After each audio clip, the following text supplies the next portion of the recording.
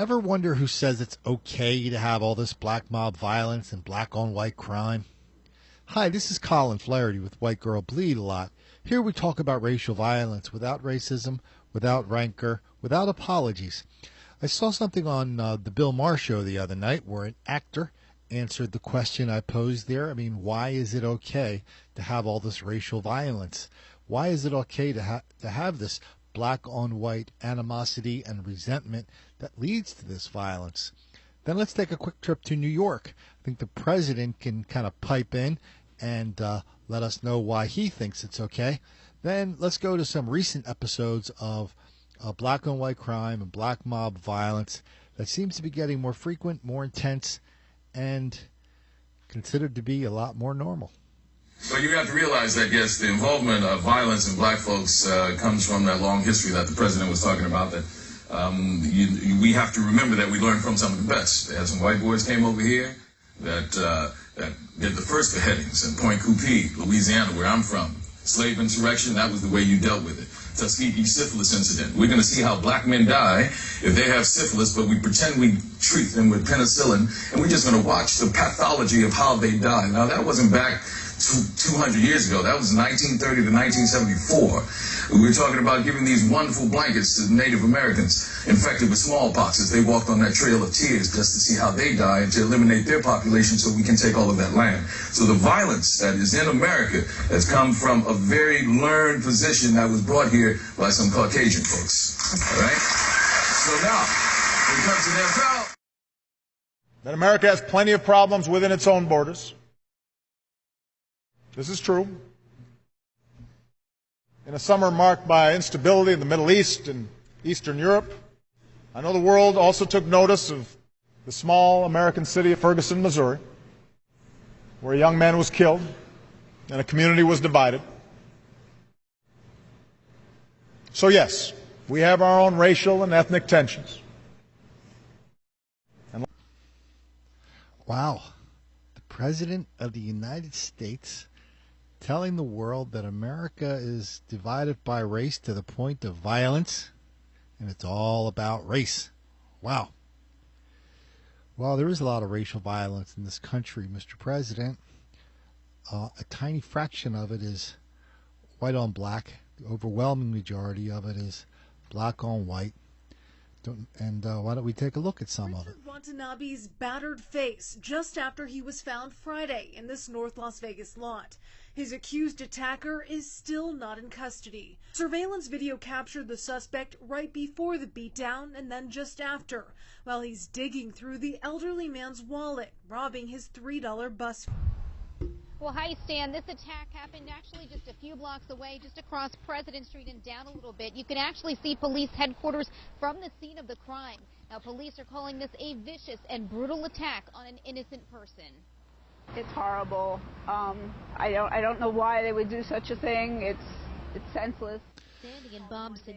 How many parents have we met wondering why their child was assaulted, calling it senseless, random, a lot? They never get answers because they're not asking the right questions. So this kid was beaten badly, just a 20-year-old college kid in downtown Baltimore. Police are looking into whether this might be connected to any other attacks in the area. Whoa, whoa, whoa, whoa, whoa, whoa, whoa. You mean this is happening in the area before? I follow Baltimore closely. I never heard about it. Why don't we head down to Virginia, a place called Caroline. High school. This is a headline you don't see. High school student arrested in mob attack. I don't know. That doesn't say how many were there, but it was a mob of black people. Here we go down to, I think this was, here we go, Georgia. This was weird. A woman won this rap contest. The guys who didn't win got all mad, kidnapped her, beat her, set her on fire, killed her. Less than 1 day after the senseless shooting that ended the life of 35-year-old Richard Yeager, New Orleans. Police arrested two 16-year-olds in connection to his death. During their investigation, police learned one of the teens wears an electronic monitoring device. The device showed he was in the vicinity of where Yeager was found with multiple gunshot wounds and where Yeager's car was last seen. Police at Southern Illinois University have arrested 6 people in connection with 2 separate sexual assaults on campus. The first happened at Schneider Hall on Sunday, according to investigators who say 4 teenagers, all SIU students, assaulted an 18-year-old woman. All black. Treated at a local hospital. All 4 suspects were taken to the Jackson County Jail. The second happened at the Wall and Grand Apartments. Investigators say 2 SIU students sexually assaulted Both black. an 18-year-old girl in an apartment building. She was also treated at a local hospital. Investigators say the 2 assaults are not related. And now, real quickly, let's take a look at a picture of Mr. Nolan and take a look at his criminal record as well, which is extensive. He has several drug charges to his name, escape and detention out of Logan County, and assault and battery against a police officer, just to name a few. Okay, this is the case we're all hearing about today. The guy in Oklahoma went into that food place, stabbed a couple women, chopped one of their heads off. Turns out he's a Muslim thing, doing a Muslim thing. Wonder how long it'll take to make somebody to make the connection to New Jersey.